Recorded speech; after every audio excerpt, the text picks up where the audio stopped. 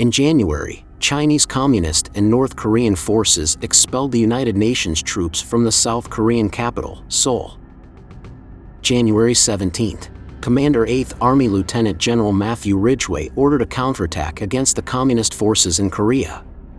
Naval aircraft flew close air support missions and interdicted enemy supply routes during the ensuing fighting. January 29, Task Force 77 initiated a series of airstrikes targeting rail and highway bridges along the eastern coast of North Korea.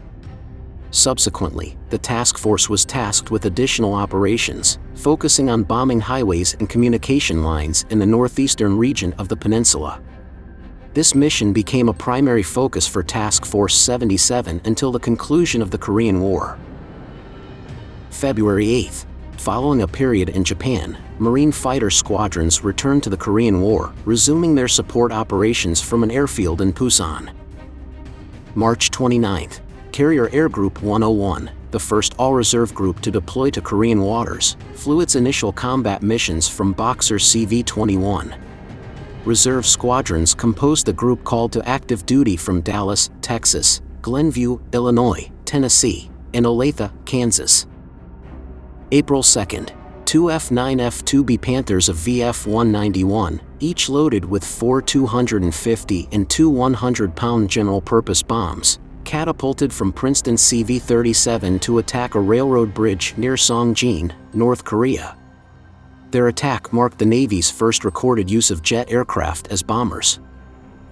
May 1, in the first and only use of aerial torpedoes during the Korean War, carrier aircraft attacked the Hwachon Dam 50 miles northeast of Seoul, South Korea.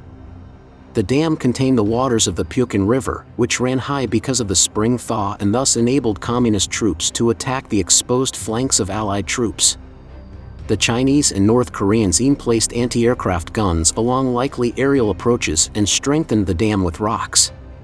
Commander Richard Merrick, Carrier Air Group 19 commanding officer, led a strike group from Princeton CV-37 consisting of 8 VA-195 AD-4 Skyraiders and 3 others from VC-35 Detachment 3, supported by 8 VF-192 F4U-4 Corsairs and 4 of VF-193.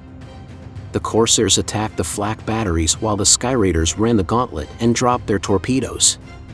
2 of the 8 torpedoes malfunctioned and missed, but the remaining 6 weapons struck the dam and tore breaches in the floodgates, releasing millions of gallons of water. VA-195 laconically tallied the success at the bottom of a list of targets attacked as floodgates: 2 destroyed, 1 damaged. The attack prevented Communist forces from easily crossing the now flooded valleys. June 1, the 1st Marine Aircraft Wing inaugurated the policy of basing 1 squadron immediately in the rear of the 1st Marine Division to provide ground alert aircraft on call through the Joint Operations Center to provide close air support. June 5, Task Force 77 commenced participation in Operation Strangle, a joint offensive with the 1st Marine Aircraft Wing and the Air Force to interdict 8 Communist supply routes across the Korean peninsula. These strikes continued until ongoing aerial reconnaissance missions revealed by September 20 that the operation failed to cut the enemy routes. Chinese and North Korean efforts to camouflage and conceal trucks, tanks, rail and boat traffic, and supply dumps and caches, and their endeavors to repair damage reduced the effectiveness of these raids. June 12, 2 PB-4Y2s of VP-772 were transferred from NAS at Suji, Japan, to Busan, South Korea. The privateers dropped flares to support marine night bombing, and their success persuaded planners to continue the practice of assigning specially equipped patrol aircraft for this purpose during the subsequent months. July 3, Captain James Wilkins of VMF-312 flew an F4U-4B as part of a 4-plane armed reconnaissance mission when anti-aircraft fire struck his Corsair and the plane crashed near Yandong, 35 miles southwest of Wonsan, North Korea. Lieutenant Junior Grade John Kolsch of HU-1 piloted an HO-3S-1, embarked on board Japanese manned tank landing ship Q-007 in an attempt to rescue Wilkins. Despite thick fog and the approach of darkness, Kolsch spotted Wilkins and hovered overhead. Aircrewman AD-3 George Neal lowered the hoist, but enemy fire shot down the helicopter. The 3 men evaded the communists on the ground for 9 days before their capture. During their imprisonment, Kolsch inspired his fellow prisoners with his defiance of their captors, but died during captivity and posthumously received the Medal of Honor. Wilkins and Neal survived. August 23, Essex CV-9, the first of the post-war converted carriers to fight in the Korean War, joined Task Force 77 off the east coast of Korea and launched her aircraft into battle. During this strike, F-2H-2 Banshees flown by VF-192 went into action for the first time. August 25, F-2H-2 Banshees from VF-172 and VF-51 F-9 F-2 Panthers embarked on board Essex CV-9, operating with Task Force 77 in the Sea of Japan, escorted Air Force Boeing B-29 Superfortresses on a high-altitude bombing mission against the Ration Railroad marshalling yards near the USSR-China border with North Korea. September 21. By this time, Korean War fighting gradually developed into positional warfare.